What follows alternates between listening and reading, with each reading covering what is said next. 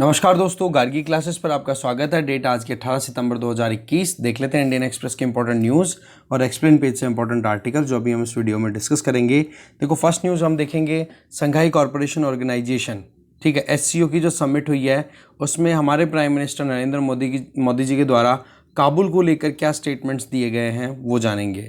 इसके अलावा जो दूसरी न्यूज़ जो हम देखेंगे वो रहेगी आपके सामने यहाँ पर कि सेंट्रल गवर्नमेंट की तरफ से रेलवेज में रिफॉर्म लाने की बात की जा रही है, जिसमें आरवीएनएल को मर्ज किया जाएगा इरकॉन के साथ में, रेल टेल को आईआरसीटीसी के साथ में। ये न्यूज़ देखेंगे। इसके अलावा जीएसटी काउंसिल की जो 45th मीटिंग है जो 17 तारीख को कल हुई थी, उसमें जो भी फाइनल हुई है बातें उनके बारे में जानेंगे। इसके अलावा सबसे लास्ट में एक न्यूज़ देखेंगे राजस्थान की, जिसमें एक अमेंडमेंट बिल पारित कराया गया है राजस्थान लेजिस्लेटिव असेंबली के द्वारा, जिसमें चाइल्ड मैरिज को जस्टिफाई करने की बात की जा रही है ऑपोजिशन पार्टीज़ के द्वारा। जानेंगे मुद्दा क्या है, इसको सबसे लास्ट में डिस्कस करेंगे। इसके आगे एक्सप्लेन पेज पे फर्स्ट आर्टिकल तो देखो, जो टेलीकॉम सेक्टर को लेकर के जो रिफॉर्म्स लाए गए हैं गवर्नमेंट ऑफ इंडिया के द्वारा, उनकी एक समरी लेंगे, फिर से एक रिविज़न सा होगा। दूसरा ब्लैक टाइगर्स को लेकर के आर्टिकल है कि क्यों एक वार्निंग सिग्नल दिया जा रहा है इससे संबंधित, तो जानेंगे इसको थोड़ा बहुत। इसके अलावा थोड़ा सा ये भी जान लेंगे कि कैथी पार्क यंग कौन है, ठीक है। इसके अलावा इकोनॉमी पेज पे एक न्यूज़ है कि वर्ल्ड बैंक अभी प्लान कर रहा है कि ईज़ ऑफ डूइंग बिजनेस जो रिपोर्ट आती है ना, उसको एक बार रोका जाए, क्योंकि डेटा के साथ में छेड़छाड़ का पता पड़ा है। जानेंगे इस मुद्दे को। इसके अलावा हम देखेंगे एक छोटी सी news, that is about G33 group के बारे में। तो उसमें क्या बातचीत हुई है, हमारी तरफ से जो G20 की अभी मीटिंग होगी उसमें शेरपा के तौर पे गए हैं कॉमर्स मिनिस्टर पीयूष गोयल। तो उन्होंने ये कहा कि WTO में जो भी एग्रीकल्चर एग्रीमेंट्स हैं वो बोले डेवलपिंग नेशंस के इंटरेस्ट के अगेंस्ट में जाते हुए दिखाई देते हैं। और एक थोड़ी सी हम नज़र डालेंगे वर्ल्ड पेज पे, ठीक है। तो चलिए देखते हैं जितने भी इंपॉर्टेंट न्यूज़ हैं उनको डिटेल में। फर्स्ट न्यूज़ है संघाई कॉरपोरेशन ऑर्गेनाइजेशन की जो समिट हो रही है दुशांबे में, तो उस पर हमारे प्राइम मिनिस्टर नरेंद्र मोदी जी ने जो स्टेटमेंट्स दिए हैं उनकी बात अगर करें तो इनका ये कहना है कि अगर अफ़गानिस्तान में जो रिजीम चेंज हुआ है उसको एक्सेप्ट अगर सब लोग करें तो उसके पहले हमें समझना पड़ेगा कि कहीं हम गलती तो नहीं कर रहे हैं, ठीक है। तो 3 बेसिक सिग्नल्स राइज किए गए हैं, उनके बारे में देखेंगे। उससे पहले ये देख लें कि संघाई कॉरपोरेशन ऑर्गेनाइजेशन की ये जो समिट है वो ताजिकिस्तान की कैपिटल दुशांबे में ऑर्गेनाइज हो रही है, ठीक है। उसमें ये था कि भाई तालिबान को रिकॉग्नाइज अगर इंटरनेशनल कम्युनिटी करे तो क्या हो। तो ऐसे में हमारी तरफ से स्टेटमेंट गया कि एक थॉटफुल और कलेक्टिव मैनर में काम करने की ज़रूरत है। दैट मीन्स एक रेड लाइन ड्रॉ कर दिया इंडिया ने कि सोच समझ करके आगे बढ़ेंगे तो ठीक रहेगा। अब क्या क्या वार्निंग्स हैं वो देखते हैं। पहला जो मुद्दा उन्होंने हाईलाइट किया वो ये कि अफ़गानिस्तान में जो ये अभी पावर चेंज हुआ है ये इंक्लूसिव नहीं है, ना कोई नेगोशिएशंस हुए हैं, यूनिलैटरली यहाँ पर सिस्टम को इम्पोज किया गया है। तो इस मुद्दे पर बहुत ज़्यादा अपने आप में सोचने वाली बात है कि यहाँ पर कोई भी एकदम पूरी हॉलिस्टिक मैनर में बातचीत नहीं हो पाई है, बस केवल तालिबान ने टेक ओवर किया, रिपब्लिक गवर्नमेंट थी वो भाग गई। इसके अलावा वुमेन की बात करो या माइनॉरिटीज़ की बात करो, इनको कोई सिग्निफिकेंट अटेंडेंस या इनके ऊपर कोई ध्यान नहीं दिया जा रहा है नए सिस्टम के अंदर। तो पहला पॉइंट क्लियर। दूसरा ये कि इंस्टेबिलिटी अगर कंटिन्यू चलती रहती है तो इसके चक्कर में हो सकता है कि जो टेररिस्ट हैं या फिर जो एक्सट्रीमिस्ट आइडियोलॉजी वाले ग्रुप्स हैं वो हो सकता है कि दूसरे वर्ल्ड के दूसरे एरियाज़ में जो ऑपरेट करते हैं उनको एक आइडियोलॉजिकल बूस्ट मिलेगा कि तालिबान ने जब टेक ओवर कर लिया और तालिबान को ही जब रिकग्निशन मिल गया है तो उस केस में अगर दूसरे टेररिस्ट ऑर्गेनाइजेशंस अलग अलग कंट्रीज़ के अंदर ऑपरेट करने वाले हैं और वो इसी तरीके से टेक ओवर कर लेंगे तो बोले इसी तरीके से हमें भी लेजिटिमेसी मिल जाएगी। तो ये एक अपने आप में बहुत बड़ा सवाल है। यहाँ पर पाकिस्तान है ना, वो भी मेंबर है एससीओ में और इमरान खान इस बात को सुन रहे थे, ठीक है। और तीसरा जो है वो ये कि अफ़गानिस्तान में जो भी डेवलपमेंट्स हो रहे हैं उनसे लेकर के डर ये लगता है कि हो सकता है आने वाले टाइम पे ड्रग्स, वेपन, इनका इलीगल ट्रेड हो और ह्यूमन ट्रैफिकिंग को भी बूस्ट मिल जाए। तो ये 3 कंसर्न्स हैं, 3 पॉइंट्स अपनी तरफ से रेज किए हैं। अब देखो ये जो संघाई कॉरपोरेशन ऑर्गेनाइजेशन है ना, ये देखो टेररिज्म, एक्सट्रीमिज्म इनको रोकने का काम करता है। और इसी के अंडर में एक और ऑर्गेनाइजेशन है जिसका नाम है रैट्स, जिसका फुल फॉर्म है रीजनल एंटी टेररिस्ट स्ट्रक्चर, जो कि संघाई कॉरपोरेशन ऑर्गेनाइजेशन के अंडर में ही काम करता है। तो बोला रेट्स की एक ड्यूटी अपने आप में बन के आ जाती है। इसके अलावा इंडिया है वो इस काउंसिल को, इस इंस्टीट्यूट को हेड करेगा आने वाले टाइम पे। तो फोकस यही रहेगा कि कैसे भी करके ये जो टेररिस्ट एक्टिविटीज़ को एक आइडियोलॉजिकल बूस्ट मिला है, इसको कैसे मिनिमाइज़ किया जाए। तो ऐसे में वर्ल्ड को सीधा कह दिया कि ये तीनों चीज़ों को हमें कंसिडर करते हुए तालिबान को रिकॉग्नाइज करना चाहिए। ओके, आगे चलते हैं। नेक्स्ट है जीएसटी की 45th जो मीटिंग हुई है उसको लेकर के, जीएसटी काउंसिल की। इसमें ये कहा जा रहा है कि एक तो कोविड के लिए जो दवाइयाँ काम में आती हैं वो सस्ती होंगी, और दूसरी चीज़ ये कि जो फूड डिलीवरी के लिए जो काम कर रही थी कंपनियां जैसे स्विगी, जोमेटो, इनका मार्केट बहुत राइज हुआ है लॉकडाउन के टाइम पे। तो ऐसे में बोला उनको अब जीएसटी पे करना पड़ेगा 5%। वो जीएसटी एडिशनल पेमेंट नहीं होगा। अभी क्या जो रेस्टोरेंट्स हैं वो पे करते हैं वो 5% का जीएसटी। ओके, अब क्या किया जाएगा कि ये जो एक इनको एग्रीगेटर बोलते हैं ना, रेस्टोरेंट एग्रीगेटर्स, तो ये क्या करते हैं, खाना इकट्ठा करते हैं फिर बाद में डिलीवर करते हैं। तो ऐसे में बोला इन कंपनियों के ऊपर ये जिम्मेदारी आ जाएगी।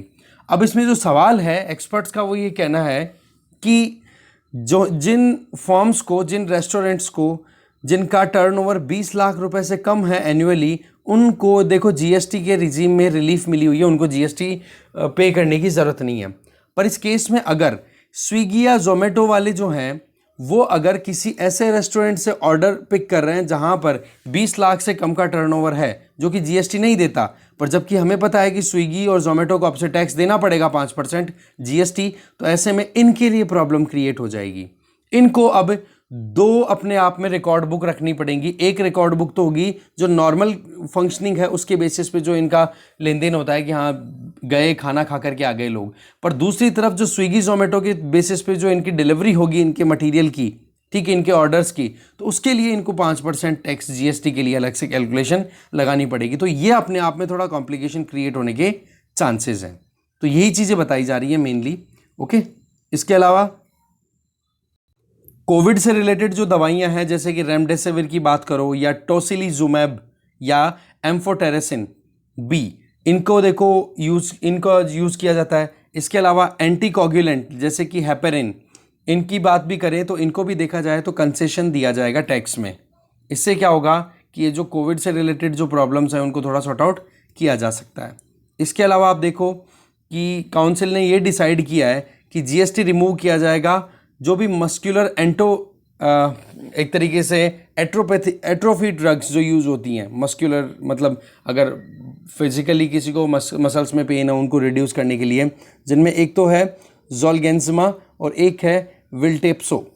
तो इनमें भी देखो कहीं ना कहीं रिडक्शन किया गया है, और कैंसर के ट्रीटमेंट के लिए भी जो दवाइयाँ काम में आती है उनमें भी कहीं ना कहीं रिलैक्सेशन किया गया है जीएसटी का। स्विगी जोमेटो वाला बता ही दिया, 5% जीएसटी इनको देना पड़ेगा। यही चीज़ें यहाँ पे मेनली बताई जा रही है। जीएसटी काउंसिल के बारे में आप एक बार डिटेल ज़रूर पढ़ लोगे, ठीक है। आगे चलते हैं। फिर एक छोटी सी न्यूज़ है कि सेंट्रल गवर्नमेंट की तरफ से एक प्लान पुश किया गया है रेलवेज़ में रिफॉर्म लाने के लिए, जिसमें यह किया जा रहा है कि रेलवे विकास निगम लिमिटेड, इसको तो मर्ज किया जाएगा इरकॉन के साथ में, और रेलटेल जो है उसको आईआरसीटीसी के साथ में। और आप देखोगे टेक ओवर किया जाएगा ब्रेथवेट एंड कंपनी लिमिटेड, इसका टेक ओवर करेगा राइट्स। तो ये 3 मेजर रिफॉर्म्स आ रहे हैं रेलवेज़ में।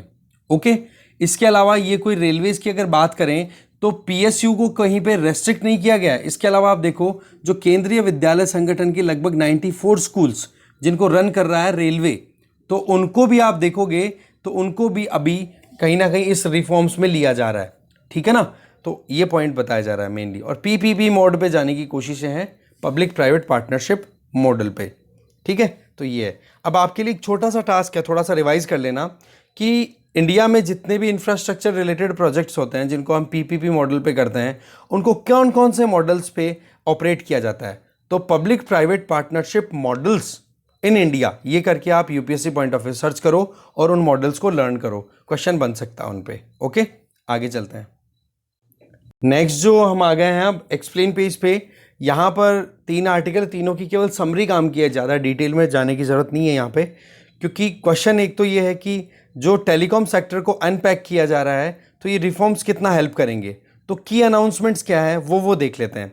सबसे पहला तो कि जो मॉरेटोरियम है पेमेंट में उसको अनाउंस करना कि 4 साल का टाइम अगर कोई लेना चाहे पेमेंट के अंदर कोई रिलैक्सेशन लेना चाहे कोई भी telecom company, for example Bharti Airtel हो, रिलायंस जियो हो या वी हो, वोडाफोन आइडिया हो, तो ऐसे में क्या हो जाएगा कि एक तो उनके स्पेक्ट्रम के लिए जो पेमेंट्स देने हैं उनको डेफरमेंट, दैट मीन्स कि अभी अचानक से उनके पास में अगर पैसे की कमी है तो एक बार वो हो सकता है अगले साल भी पे करने की बात करें तो चल जाएगा, ठीक है ना। इससे क्या हो जाएगा कि 4 सालों के लिए रिलैक्सेशन मिल जाएगा, कि ऐसे नहीं कि इमीडिएटली उनको पेमेंट करना है जो भी टोटल जो एडजस्टेड ग्रोस रेवेन्यू है उसको, ठीक है, जो भी उनकी इनकम हो रही है उसका एक पर्टिकुलर परसेंट, और जो ड्यूज हैं अभी तक उन पे। दूसरा, rationalisation of adjusted gross revenue, ऐसे ये इसमें क्या किया गया है, इसमें सबसे इंपॉर्टेंट चीज़ यह है कि जो नॉन टेलीकॉम रेवेन्यू जो भी होगी उनको अब एडजस्टेड ग्रोस रेवेन्यू की डेफिनेशन में नहीं रखा जाएगा। ये बहुत ही अच्छा अनाउंसमेंट है अगर टेलीकॉम कंपनीज के हिसाब से देखा जाए तो, क्योंकि अभी तक क्या है कि मान लो कोई ज़मीन है, उसकी लेन देन के ऊपर भी इनके वो रेवेन्यू आ रहा है, कोई ज़मीन है एयरटेल की और उसको किराए पे दे रखा है उसने, और उससे भी अगर रेवेन्यू आ रहा है ना तो भी उसके ऊपर भी टैक्स देना पड़ता है एयरटेल को। तो ऐसे में बोला कि ये AGR जो है उसको आप थोड़ा सा एडजस्ट करो। तो इसी में क्या किया गया है कि जो नॉन टेलीकॉम रेवेन्यू आएगी उसको अब AGR में नहीं कंसिडर किया जाएगा। तीसरा जो रिफॉर्म है दैट इज़ वेरी इंपॉर्टेंट कि ऑटोमेटिक रूट से अब 100% FDI अलाउ कर दी गई है, तो ये एक लिबरलाइजेशन की तरफ पुश है।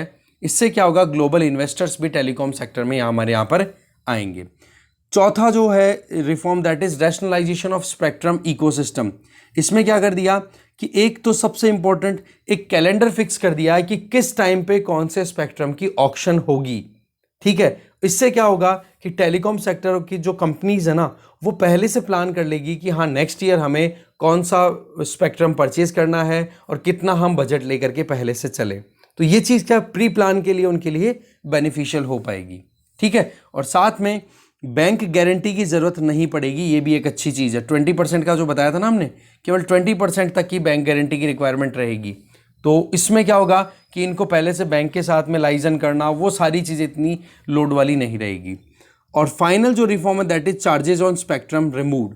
जो भी स्पेक्ट्रम अलोकेट हो गया एक बार, लाइसेंस फी तो देखो लगेगी, पर जो स्पेक्ट्रम को यूज़ करने के जो चार्जेज है, स्पेक्ट्रम यूसेज चार्जेस, उनको बिल्कुल ख़त्म कर दिया गया है, ठीक है ना। और वो भी कब, एक बार अगर किसी टेलीकॉम कंपनी ने कोई स्पेक्ट्रम का लाइसेंस ले लिया तो 30 साल तक उनके पास में रहेगा, ना कि 20 साल। पहले 20 साल था, अब इसको 30 साल बढ़ा दिया गया है। तो ये सारी चीज़ें क्या है, टेलीकॉम सेक्टर में कॉन्फिडेंस बिल्डअप करने के लिए, ठीक है। तो ये देखो कदम तो बड़े अच्छे हैं, पर सवाल यहाँ पर एक्सपर्ट्स के द्वारा ये उठाया जाता है कि चाहे सरकार कितना ही रिलैक्सेशन दे दे, पर जो इनके ऊपर जो ये एडजस्टेड ग्रोस रेवेन्यू की बात करें ना तो ये बहुत ड्यू चल रहा है इनके ऊपर, 40,000 करोड़। जैसे वोडाफोन आइडिया की बात करो, इस पर AGR कितना ड्यू चल रहा है, 1.9 लाख करोड़, ठीक है। दूसरी तरफ आप देख सकते हो भारती एयरटेल के ऊपर लगभग 60,000 करोड़ से भी ज़्यादा का है, और ऐसे ही जियो पे भी है 43,000 करोड़ के लगभग उनका ड्यू चल रहा है। तो ओवरऑल स्ट्रेस अभी बिल्कुल ख़त्म नहीं हुई है। देखो ये मुद्दा कब शुरू होता है वो जानते हैं कि सिचुएशन कब डिटेरियोरेट होती है। देखो 1999 की बात है जब ये एडजस्टेड ग्रोस रेवेन्यू को लेकर के थोड़ा सा फ्रीडम दे दिया था। पॉइंट ये था कि टेलीकॉम सेक्टर को लिबरल किया जाए और ज़्यादा से ज़्यादा इन्वेस्टमेंट आए। तो इसमें सबसे पहला रिफॉर्म था वो ये कि पहले तो फिक्स्ड शेयर आना था कि हाँ जी साल का इतना अमाउंट गवर्नमेंट ऑफ इंडिया को आ जाएगा टेलीकॉम सेक्टर से, पर पता पड़ा कि सब्सक्राइबर बेस है वो बहुत ज़बरदस्त तरीके से बढ़ रहा है। अब उसमें दोनों तरफ से ये देखा गया कि रेवेन्यू मॉडल, शेयरिंग मॉडल पे अगर जाएंगे ना कि जितना रेवेन्यू आएगा, जितना इनकम होगी इन टेलीकॉम सेक्टर कंपनीज की, उसका एक परसेंटेज फिक्स कर दिया और वो परसेंट गवर्नमेंट ऑफ इंडिया को मिल जाएगा। तो इस तरीके से टेलीकॉम सेक्टर के ऊपर आपने कौन सा रेगुलेशन कर दिया, रेवेन्यू शेयरिंग मॉडल पे, ओके।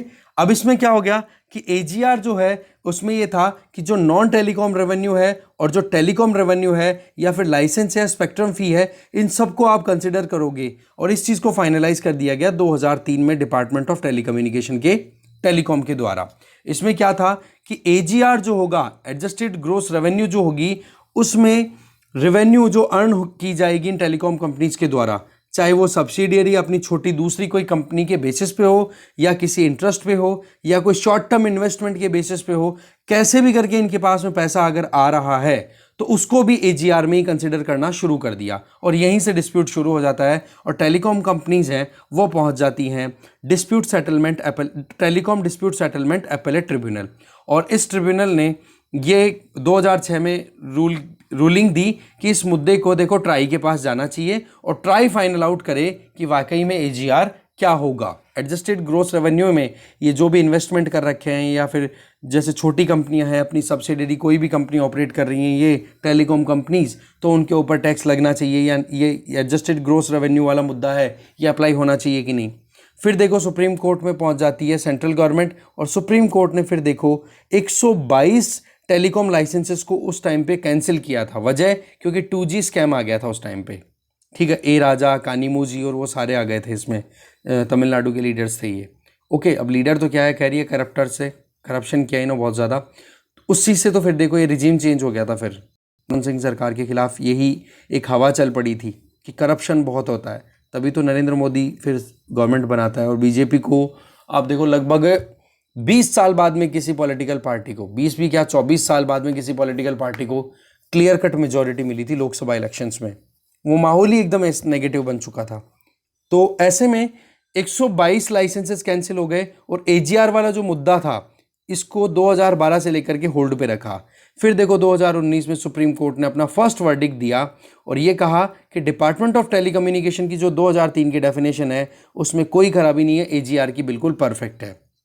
तो अभी जो ड्यू चल रहे हैं अलग अलग कंपनीज के ये हैं, ये 3 प्लेयर्स मेनली अभी हैं। पर जैसे कि हमने अभी देखा ना कि 100% ऑटोमेटिक रूट से एफडीआई अलाउ कर दिया गया है टेलीकॉम सेक्टर में, तो ऐसे में इंटरनेशनल प्लेयर्स और आ सकते हैं हमारे यहाँ पे, ठीक है।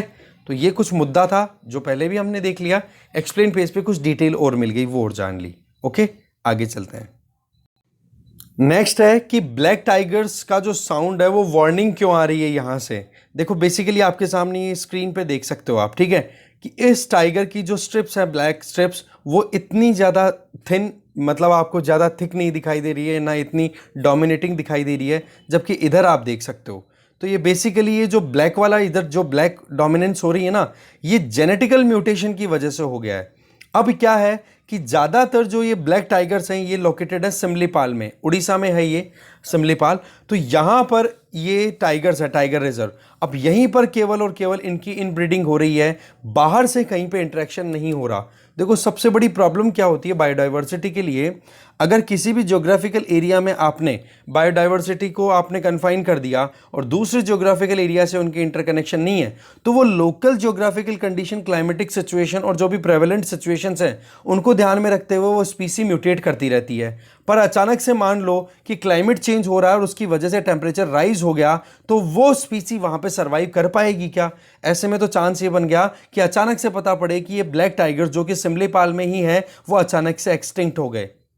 तो ऐसे में अगर बायोडाइवर्सिटी को हमें मेंटेन रखना है ना, तो इन बायोडाइवर्सिटी में ये जो वाइल्ड लाइफ का बड़ा इंपॉर्टेंट रोल रहता है ना, इनको मूवमेंट एकदम प्रॉपर होना चाहिए। एक ज्योग्राफिकल एरिया में कन्फाइनमेंट इनके लिए बहुत ज़्यादा खतरनाक साबित हो सकता है, ठीक है। तभी तो इनकी मोबिलिटी होनी बहुत ज़्यादा ज़रूरी है। तो बेसिकली एक रिसर्चर्स की ग्रुप ने फाइनल किया है कि ये जो म्यूटेशन है जिसके चलते ये वेरिएशन आते हैं, कलर वेरिएंट बनते हैं, और ये जो कलर वेरिएंट लाने का जो मेन जीन है उसका नाम यहाँ पर देख लो, स्यूडोमेलेनिज्म बोला जा रहा है इसको। देखो मेलेनिन होता है वो ब्लैकनेस देता है हमारी स्किन को, ठीक है। हमारी स्किन में भी हमारे भी अगर जिसके भी मेलेनिन ज़्यादा होता है वो आपको पता ही है कि वो ऑटोमेटिकली स्किन का कलर डार्क हो जाएगा। मेलेनिन की अगर कम है प्रेजेंस तो उस केस में आप जानते हो ब्राइट या फेयर कलर हो जाता है। तो ऐसे में सिंगल म्यूटेशन की अगर बात करें तो टेकपेप that means transmembrane aminopeptidase Q, ठीक है, इस जीन के ये जीन मेनली रिस्पॉन्सिबल है ये कलर वेरिएशन में। और ये जो ब्लैक टाइगर्स है ना ये कुछ जूज में लोकेटेड है या फिर सिमलीपाल टाइगर रिजर्व में लोकेटेड है जो कि उड़ीसा में है। तो पॉइंट यहाँ पर ये है कि इस तरीके से आइसोलेटेड मैनर में अगर ये ब्लैक टाइगर्स कन्फाइंड रहेंगे तो हो सकता है कि आने वाले टाइम के अंदर एक भी अगर ऐसी सिचुएशन आ गई, मान लो बाढ़ ही आ गई और सारे टाइगर्स वहां से बह गए और मर गए, तो अचानक से फिर कहां पर प्रिजर्वेशन। वैसे अगर देखा जाए ना सिमलीपाल में जो म्यूटेंट है ब्लैक टाइगर्स का, इनकी अगर बात करें तो कैमरा ट्रैपिंग की गई थी 2007 में। तो इस म्यूटेंट की शुरुआत हुई थी 1993 में, ठीक है। शूडोमेलेनिज्म इसलिए बोला गया है क्योंकि इसमें शूडो इसलिए बोला गया है कि यहाँ पर जो वेरिएशन है वो कन्फाइंड लोकेलिटी में ही आए हैं, ऐसा नहीं कि कहीं बाहर जाकर के जेनेटिक वेरिएशन आए हों, ठीक है। इसमें आप देख सकते हो कि ये जो शूडो मेलेनिस्टिक टाइगर, जिनको हम यहाँ पे ब्लैक स्ट्रिप वाले टाइगर्स देख रहे हैं ना, जो इमेज में हमने देखा, वो अभी कहाँ पर प्रेजेंट है। एक तो नंदनकानन भुवनेश्वर में है ये जू, वहाँ पर एक ऐसे तरीके से अरिगनार अन्ना जूलॉजिकल पार्क जो कि चेन्नई में है, और एक भगवान बिरसा बायोलॉजिकल पार्क रांची, ये 3 लोकेशंस में है, और एक सिमलीपाल टाइगर रिजर्व। ये 4 लोकेशंस के अलावा ये कहीं पर भी लोकेटेड नहीं है ब्लैक टाइगर्स, ओके। तो ये अपने आप में बहुत बड़ा अलार्मिंग कंडीशन है कि जहां पर वाइल्ड लाइफ की मूवमेंट को अगर हम रोक दें और वाइल्ड लाइफ को एक आइलैंडिक फॉर्म में एक जगह कन्फाइन कर दें, तो आप देख सकते हो आने वाले टाइम पे अगर कोई भी अनहोनी हो जाए तो फिर पता पड़ा कि टेंशन में आकर के ये ख़त्म हो सकती हैं। और साथ में एक इनब्रीडिंग डिप्रेशन भी तो आना शुरू हो जाता है। देखो, जब एक वाइल्ड लाइफ के एनिमल को या एक इंडिविजुअल जो भी एनिमल है वो अगर एक जगह से दूसरी जगह मूव करेगा तो उसमें उसके टेंशन नहीं आएगी, उसके टेरिटोरियल एक होती है ना, इनकी देखो टेरिटरी फिक्स होती है, और वहाँ पर अगर कन्फाइनमेंट एक एरिया में रहेगा तो उनको अपनी खुद के हैबिट्स में चेंज लाना पड़ेगा। पता पड़े कि इतने बड़े एरिया में एक टाइगर रह सकता है, तो अब पता पड़ा कि यहाँ पर ब्लैक टाइगर्स 5 हो गए और इसके बाहर इनको जाने का मौका ही नहीं है, तो वो अपनी अपनी टेरिटरी छोटी छोटी डिसाइड करेंगे। इस तरीके से डिप्रेशन में आएंगे कि नहीं, कि एक तो एकदम खुले में मूव कर सके ये टाइगर्स, और एक दूसरा छोटी ज्योग्राफिकल एरिया में कन्फाइन हो गए, तो ये प्रॉब्लम और ज़्यादा आगे ग्रेवर सिचुएशन बना सकती है। तो ये चांस हो जाते हैं एक्सटिंक्शन के। तो यहाँ पर ज़रूरत किस चीज़ की है कि ये जो सेफ गार्डिंग जो हमें करनी है वाइल्ड लाइफ को प्रोटेक्ट करने की, वो हमें यहाँ पर अप्लाई करने की ज़रूरत है। इसके अलावा अगर देखें तो रणथंभौर और सरिस्का, रणथंभौर नेशनल पार्क है, टाइगर रिजर्व है राजस्थान में, और सरिस्का भी टाइगर रिजर्व है, ये भी राजस्थान में है। तो यहाँ पर बहुत ज़्यादा वेरिएंट मिलते हैं टाइगर्स को, क्योंकि ये जोग्राफिकली एरिया अच्छे खासे हैं और रोमिंग भी बहुत आसान रहती है, ठीक है ना। तो इस वजह से यहाँ पर जो जेनेटिक आइलैंड भी बोला जाता है रणथंभौर को, क्योंकि बहुत सालों तक यहाँ पर टाइगर्स कन्फाइन रहते थे, अब उनके मूवमेंट को अलाउ कर दिया गया है दूर दूर तक। तो पॉइंट यहाँ पर है, ज्योग्राफिकली अगर कन्फाइन करेंगे तो वहाँ पर कोई भी अगर प्रॉब्लम आती है तो उसका अल्टीमेटली एक्सटिंक्शन की तरफ पुश हो जाएगा, तो वो देखो एंडेंजर्ड कर देगी इस स्पीसी को, और ख़त्म भी हो सकती है स्पीसी। तो प्रोटेक्शन की ज़रूरत है। एक छोटी सी न्यूज़ देखो यहाँ पर है ये कि कैथी पाक यंग, ये बेसिकली देखो कोरिया की है और कोरियन अमेरिकन है।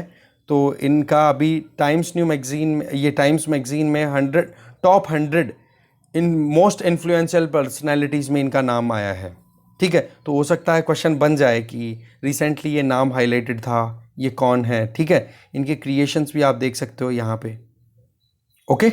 आगे चलते हैं, फिर आ गए हम इकोनॉमी पेज पे। देखो, वर्ल्ड बैंक जो है वो अब ईज ऑफ डूइंग बिजनेस जो इंडेक्स आता है ना, report, ease of business report और ease of doing business index, उसको अब एक बार रोकने के मूड में है। वजह है डेटा जगलिंग, डेटा के साथ में खिलवाड़ करना, डेटा के साथ में छेड़छाड़ करना।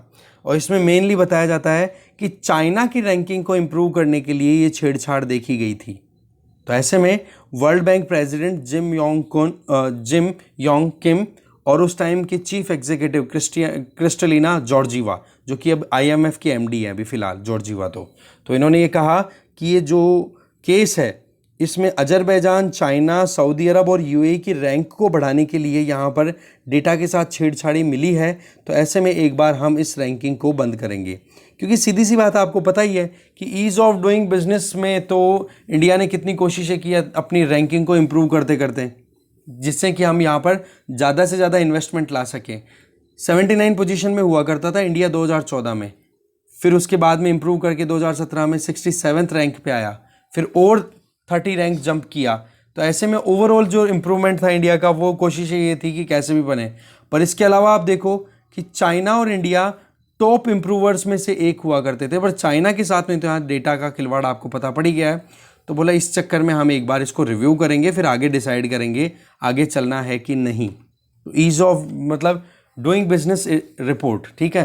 तो ये अगर पूछे आपसे यहाँ ease of doing business index, ये वर्ल्ड बैंक रिलीज़ करता है। इसके अलावा एक छोटी सी जो न्यूज़ है दैट इज़ अबाउट जो हमारे कॉमर्स मिनिस्टर हैं पीयूष गोयल जी, ये देखो इनकी तरफ से स्टेटमेंट आया है कि WTO में जो एग्रीकल्चरल एग्रीमेंट्स हैं वो डेवलपिंग नेशंस के इंटरेस्ट के अगेंस्ट में जाते हुए दिखाई दे रहे हैं, ठीक है। तो बोला इसको हमें करेक्ट करने की ज़रूरत है। डेवलप्ड नेशन को तो फेवर करते हैं ये एग्रीमेंट एग्रीकल्चर से रिलेटेड, और डेवलपिंग नेशन के अगेंस्ट में जाते हैं। तो ऐसे में गोयल जब एड्रेस कर रहे थे G33 की जो वर्चुअल मीटिंग थी जिसमें मिनिस्टर्स पार्टिसिपेट कर रहे थे, और ये मीटिंग ऑर्गेनाइज कराई गई थी इंडोनेशिया के द्वारा, थर्सडे की बात है। तो इसमें ये था कि एग्रीकल्चर को प्रायोरिटी पे लेकर के इस इशू पे बातचीत हो रही थी, ओके। तो ऐसे में G33 ये WTO के अंदर ग्रुप है। अब आपके लिए क्वेश्चन आ गया है G33 ये कौन से कंट्रीज़ हैं, इसके बारे में आप एक बार ज़रूर पढ़ोगे। WTO से एसोसिएटेड है, वहाँ पर शुरुआत में 33 कंट्रीज़ एक साथ आए थे, अब तो मेंबरशिप और बढ़ चुकी है, ठीक है, पर नाम इसका G33 रह गया है। तो ऐसे में डेवलपिंग कंट्रीज़ के इंटरेस्ट को प्रोटेक्ट करने के लिए एक ग्रुप आया था। आप एक बार डिटेल देखो और मुझे कमेंट बॉक्स में बताओ, ठीक है। तो और वर्ल्ड ट्रेड ऑर्गेनाइजेशन के बारे में भी एक बार आप ज़रूर पढ़ोगे। इसके अलावा आप देखोगे ही कि G20 की भी मीटिंग होने वाली है, उसमें भी हम देखेंगे, हमारी तरफ से बात की जाएगी। तो पॉइंट ये है कि जो ड्राफ्ट तैयार हुआ है रोम डिक्लेरेशन का, अब देखो रोम डिक्लेरेशन किससे संबंधित होगा, यही एग्रीकल्चर से, इनसे रिफॉर्म्स लाने के लिए G20 कंट्रीज से रिलेटेड हो गया ये G20 ग्रुप जो है। तो उसमें भी बोला है कि इंडिया पार्टिसिपेट करे, अगले महीने होगी ये समिट, ठीक है, G20 की, शेरपाज की। पर बात ये है कि यहाँ पर जो कोई भी ट्रेड से रिलेटेड, एग्रीकल्चर से रिलेटेड बातचीत हो, उसके पहले ही यहाँ पर G33 की जो मीटिंग हो रही थी ना, उसमें ये चीज़ हाईलाइट कर दी कि WTO में जो भी एग्रीकल्चर रिलेटेड ये एग्रीमेंट्स है ना, ये बोला है कहीं ना कहीं डेवलपिंग कंट्रीज़ के अगेंस्ट में जा रहे हैं, डेवलप्ड को फेवर करते हैं। अब देख लेते हैं वर्ल्ड पेज की कुछ इंपॉर्टेंट न्यूज़। फर्स्ट न्यूज़ तो ये है कि ऑस्ट्रेलियन PM, ठीक है, स्कॉट मॉरिसन, इन्होंने सारे मुद्दे हैं, उन सारी चीज़ें जो भी इनके ऊपर ब्लेम लगाए, क्रिटिसिज्म, उनको रिजेक्ट कर दिया। क्योंकि आपको पता है कल हमने आज सुबह भी एडिटोरियल में देख लिया था कि ऑस्ट्रेलिया, UK, US ने मिलकर एक ग्रुप एग्रीमेंट साइन किया है जो कि मिलिट्री या फिर आप सिक्योरिटी ग्रुपिंग बोल सकते हो। तो क्वेड तो था ही चाइना के जान को, अब ये रही सही में UK, US और आ गया। तो इसमें क्या है कि ऑस्ट्रेलिया को न्यूक्लियर पावर्ड सबमरीन सप्लाई की जाएगी USA के द्वारा। तो इस चीज़ को लेकर के चाइना टेंशन में, चाइना ने ऑब्जेक्शन किया तो उसको रिजेक्ट कर दिया। इसके अलावा चाइना के प्रेसिडेंट शी जिनपिंग ने अफगानिस्तान में अभी तालिबान रिजीम है तो कहा कि आप टेरर को रोको, हम आपको गारंटी देते हैं कि हम आपको सप्लाई देंगे, सपोर्ट प्रोवाइड करेंगे। इनकी तरफ से तो ये स्टेटमेंट है। और IMF ने अफगानिस्तान के साथ में अपनी एंगेजमेंट्स को एक बार सस्पेंड कर दिया और ये कहा कि जब तक इंटरनेशनल कम्युनिटी तालिबान को रिकॉग्नाइज नहीं करेगी तब तक हम आपको सपोर्ट नहीं करेंगे। तो देखो वर्ल्ड बैंक और IMF के बारे में एक बार जरूर पढ़ोगे, इनको ब्रेटन वुड इंस्टीट्यूशन भी बोला जाता है, ओके। इसके अलावा देख सकते हो यहाँ पर जो बाइडन ने ये कहा है, वर्ल्ड लीडर्स हैं, कि जो क्लाइमेट चेंज को अगर हमें कंट्रोल करना है तो मीथेन एमिशन है, क्योंकि कार्बन डाइऑक्साइड के बाद में मीथेन सबसे ज़्यादा आप कह सकते हो कि ग्लोबल वार्मिंग को प्रमोट करने वाली गैस है। तो बोला मीथेन एमिशन को भी हमें रोकने की ज़रूरत है। देखो अभी जो COP26 होगी, कॉन्फ्रेंस ऑफ पार्टीज़ 26 राउंड की, United nation framework convention on climate change, UNFCCC, इसकी मीटिंग होगी 26वें राउंड की, तो उस ग्लासगो, स्कॉटलैंड। तो बोला उसके पहले ही हमने ये फाइनल कर लिया है, ठीक है। इसके आगे देखो रशिया और US के बीच में कंपटीशन चल पड़ा है स्पेस में, क्या कि भाई कौन मूवी को, मतलब मूवी शूट होने के लिए। देखो नासा ने तो पहले ही कह दिया था कि टॉम क्रूज हॉलीवुड एक्टर हैं, बोला इनकी एक मूवी बनेगी, उसकी शूटिंग कराई जाएगी स्पेस में। दूसरी तरफ रशिया की जो स्पेस एजेंसी है रोसकॉस्मोस, तो उसने भी यही कहा है कि हमारे यहाँ पर भी जो इंटरनेशनल स्पेस स्टेशन में रशियन मॉड्यूल है वहाँ पर हम एक मूवी शूट करेंगे। तो कोल्ड वॉर टाइम पे भी ऐसा ही था, ये सैटेलाइट लॉन्च करने के लिए, न्यूक्लियर वेपन डेवलप करने के लिए इनके बीच में कंपटीशन था। बस उस टाइम पे USSR था, अब रशिया है, फ़र्क इतना ही है। तो एक ये नया फ्रंटियर ओपन हो चुका है दोनों के बीच में लड़ाई को लेकर के, ये बताया जा रहा है। ठीक है, तो जो मोटी मोटी चीज़ें थी वो देख ही लिया। और एक छोटा सा केस यहाँ पर देख सकते हो कि एक वमन है, उसने राइट टू फ्रीज केस में सू किया था। सू का मतलब हो गया कोर्ट में एक मुद्दा लगाया। वो ये था कि वो औरत जो है वो अपनी रिप्रोडक्शन एज होती है और उस टाइम पे अगर उसने शादी नहीं की और वो बच्चा पैदा नहीं करना चाहती, तो उसका डिमांड ये थी कि जो मेडिकल फैसिलिटीज़ बीजिंग में अवेलेबल है, तो क्यों ना मैं मेरे एग्स को प्रिजर्व कर दूं फ्रीज करके और उनको स्टोर कर दूं, जब मेरे को बच्चा पैदा करना हो तब मैं उन एग्स को मेरी बॉडी में रीस्टोर करवा करके और फिर बाद में कंसीव कर लूँ बच्चा। तो ये इस पिटीशन को उसने अप्लाई किया, जिसका नाम उस लेडी का नाम है टेरेसा सू, ये XU है, शियोमी शू, हाँ शू पढ़ेंगे इसको, टेरेसा शू। तो उसने 2019 दिसंबर में ये अप्लाई किया था कि मेरे को ये अधिकार मिलना चाहिए। अब देखो उस पर अब सुनवाई होगी। अगर इसके फेवर में केस आ गया तो right to freeze her eggs, ये राइट उनको मिल जाएगा। अब देखते हैं मुद्दा क्या चल रहा है। देखो साइंस टेक्नोलॉजी का कितना क्या आगे यूज होता है। तो देखो इस डिस्कशन में जो मेन बातें थी वो हमने देख ही ली हैं। बाकी आपको पता ही है कि न्यूजीलैंड क्रिकेट टीम ने पाकिस्तान में खेलने से मना कर दिया, और जिस दिन मैच था, जैसे कल की बात है, कल फर्स्ट ODI खेलना था और उसी के जस्ट पहले बोल दिया कि हम यहाँ पे मैच नहीं खेलेंगे सिक्योरिटी इशू की वजह से। तो ऐसे में पाकिस्तान की इमेज बहुत ज़्यादा धूमिल हो रही है क्रिकेट वर्ल्ड में भी। अब इंग्लैंड का टूर हो रहा है, वो डिसाइड करेंगे कि आगे करना है कि नहीं, क्योंकि ओवरऑल आपने देखा ना कि तालिबान रिजीम में अभी पाकिस्तान की कितनी पकड़ है, और तालिबान को अगर टेररिज्म इसी तरीके से प्रमोट होता रहेगा तो पाकिस्तान की वैसे ही इमेज अब ख़राब हो रही है। ठीक है, बाकी तो देखो टाइम बताएगा क्या होता है। तो इस डिस्कशन में इतना ही था। Thank you very much for watching this video, और न्यूज़पेपर आपको कल सुबह मिल ही जाएगा। Thank you.